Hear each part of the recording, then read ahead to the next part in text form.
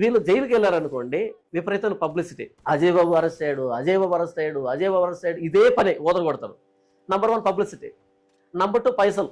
అవును, మామూలుగా రావు, ఎందుకంటే బెయిల్ రావాలి కదా. మరి అంతేగా. ఆ బెయిల్ రావాలి. బెయిల్ అంటే ఏంటో, దానికి ఎంత ఖర్చు అవుతుందో, ఎవరిని పెట్టుకున్నారో ఏం తెలియదు మనకు. అదంతా బెయిల్ కావాలంట, మనం వేయాలంట బెయిల్. ఇక తర్వాత ఆయన బయటకు వచ్చాడనుకో, బయటకు వచ్చిన తర్వాత గజమాలలతో సత్కరించడం, లోపలికి వెళ్ళి ఏదో బ్రిటిష్ వాళ్ళని తరిమి చంపినట్టుగా వీళ్ళ గజమాలతో సత్కరించడం, మరలా విజయోత్సవ సభ పెట్టడం.